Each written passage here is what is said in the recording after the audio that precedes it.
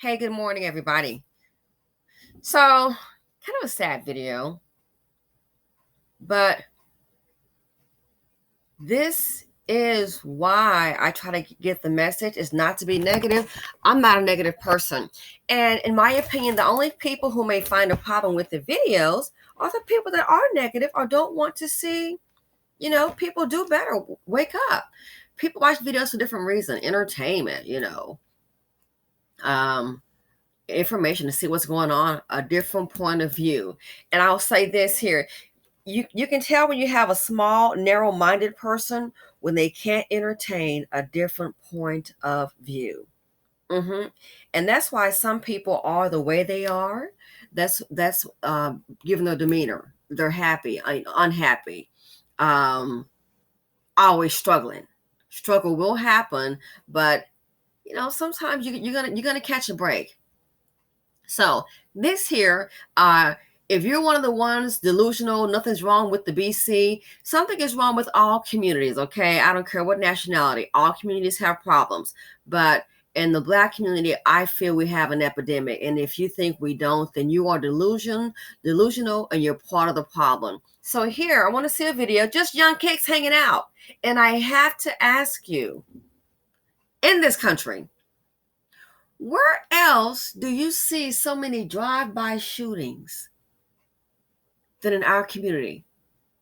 Even if you don't necessarily live, where, in a largely Black population, who else does that?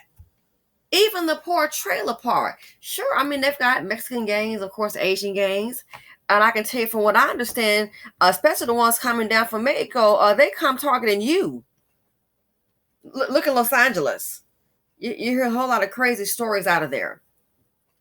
So all communities have their problems. I'm not saying that everybody else is in a utopian society and we're the ones that's problematic. Not even. But I want you to look at this video if you haven't even seen it.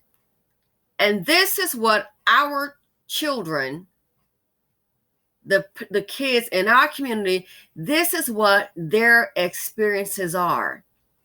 And then it makes me wonder, how come these kids are not at reading proficiency level? What the hell's going on?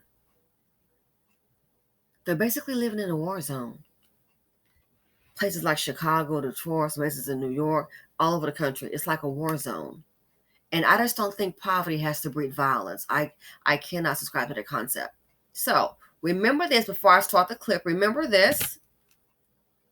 This is Simone Biles during the congressional hearings, the Senate Judiciary Committee. She quoted Nelson Mandela. Nelson Mandela once said, there can be no keener revelation of a society's soul than the way in which it treats its children.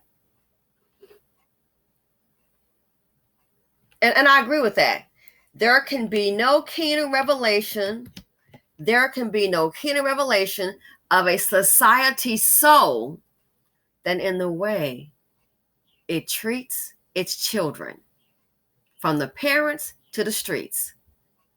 So just check this out. Fair use. This is what you have to look forward to in Blackistan, Philadelphia.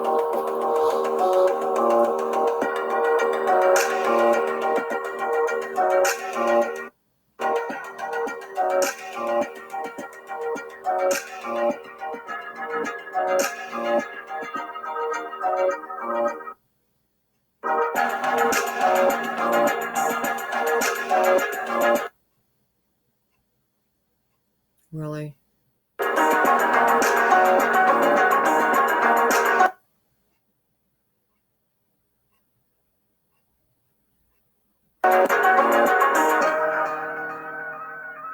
Low profile tires.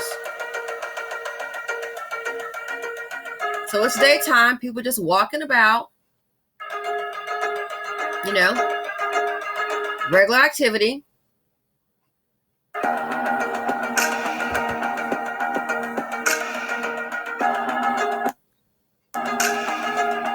There's a bus station. You're going to see a school bus that's going to drive by.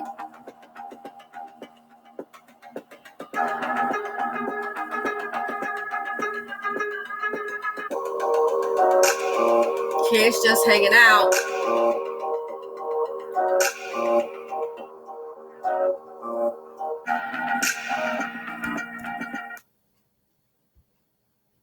You see that? Kids just hanging out and just start shooting. Oh my gosh.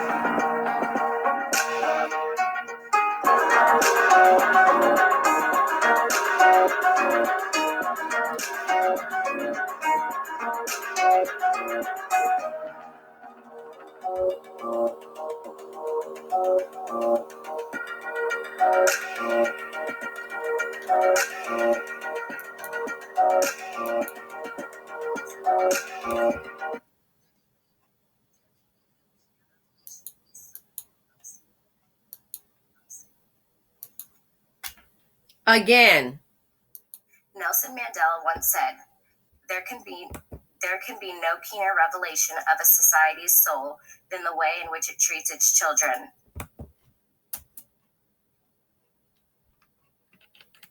So what does that tell you about the souls collectively of the individuals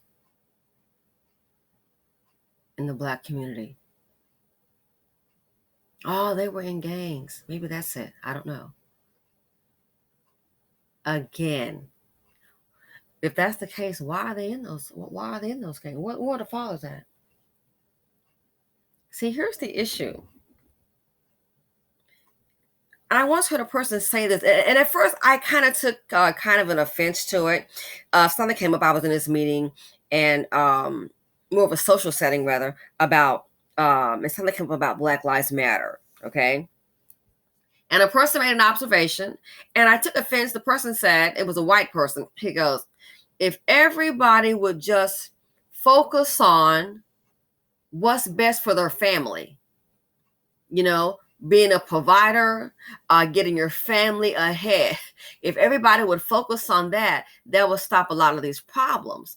And then I thought, oh, was he trying to, before I realized about the Marxism and all that, was he trying to downplay the Black Lives Matter movement? Are you kidding me? And then I thought about it, and and it makes me think about the situation here.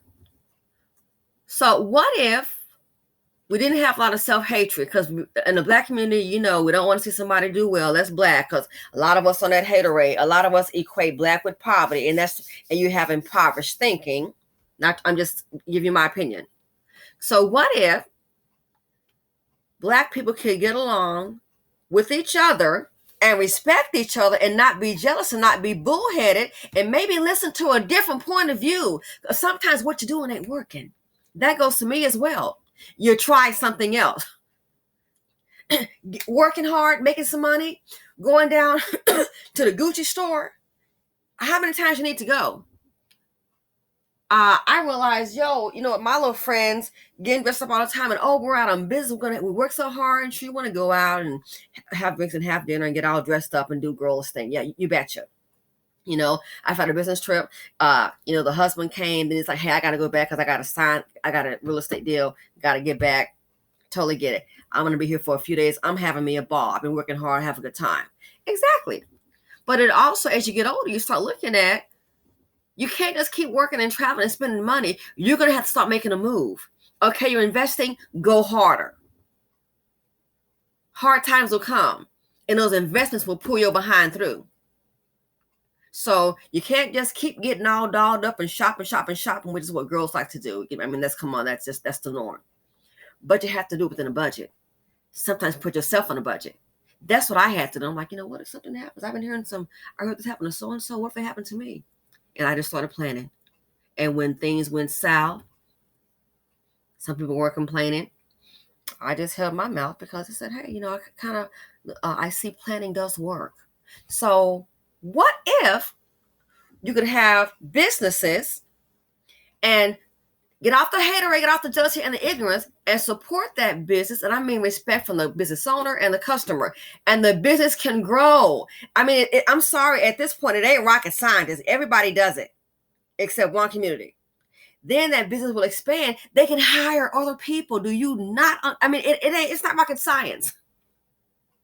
You got a felony. Well, maybe they can get you some kind of job to give you a chance. Okay, because you grew up in poverty, you made a bad decision, no one wants to take a chance on you. That's another video. But what if they did that? What if We didn't have a whole bunch of birth. This man got 3 baby mamas. This lady, she's a baby mama. Her baby daddy got 2 other baby mamas, and already in poverty. Maybe if we could try to structure ourselves, maybe do a little planning, then you won't have kids living in this community. You won't have this. You won't have your child. That's why I say what I say. Trying to help.